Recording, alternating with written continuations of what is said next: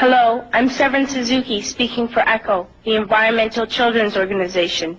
We're a group of 12 and 13-year-olds trying to make a difference.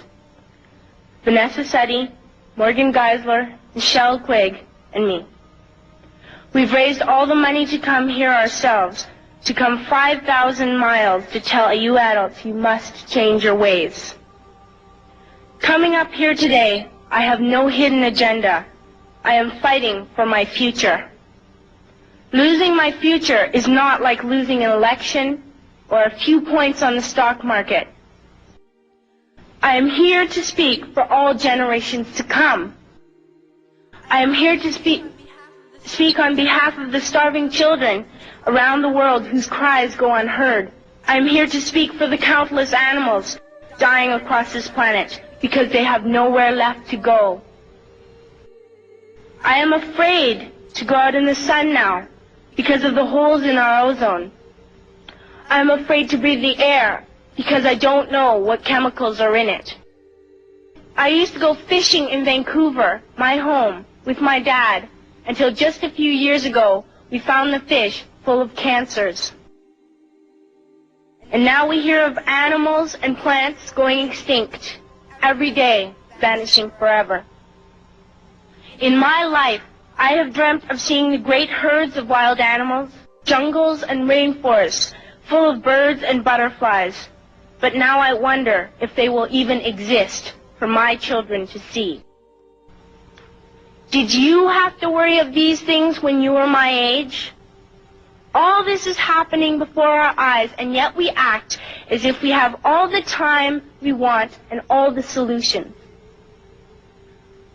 I'm only a child, and I don't have all the solutions. But I want you to realize, neither do you. You don't know how to fix the holes in our ozone layer.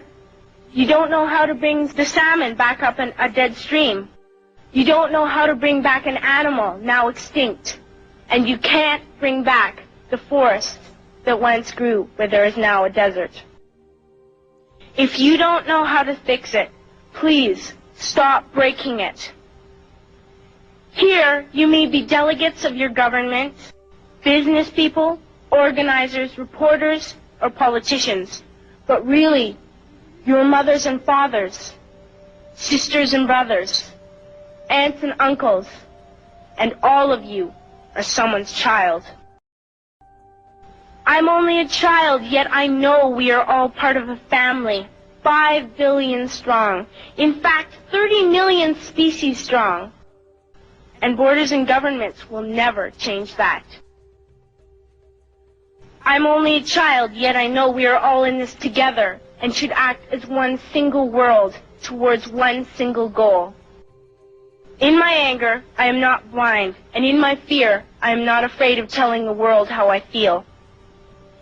In my country, we make so much waste. We buy and throw away, and yet northern countries will not share with the needy. Even when we have more than enough, we are afraid to share. We are afraid to let go of some of our wealth. In Canada, we live the privileged life, with plenty of food, water, and shelter. We have watches, bicycles, computers, and television sets. The list could go on for 2 days.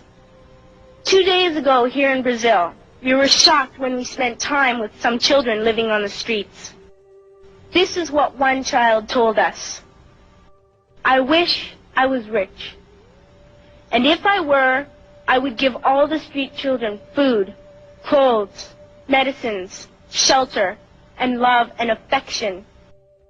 If a child on the streets who has nothing is willing to share, why are we who have everything still so greedy?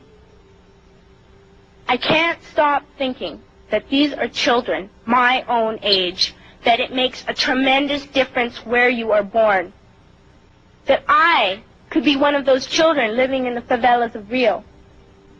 I could be a child starving in Somalia, or a victim of war in the Middle East, or a beggar in India. I am only a child, yet I know if all the money spent on war was spent on finding environmental answers, ending poverty, and finding treaties what a wonderful place this earth would be. At school, even in kindergarten, you teach us how to behave in the world. You teach us not to fight with others, to work things out, to respect others, to clean up our mess, not to hurt other creatures, to share, not be greedy. Then why do you go out and do the things you tell us not to do? Do not forget why you are attending these conferences, who you're doing this for. We are your own children. You are deciding what kind of a world we are growing up in.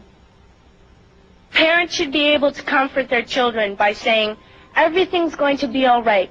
It's not the end of the world. And we're doing the best we can. But I don't think you can say that to us anymore.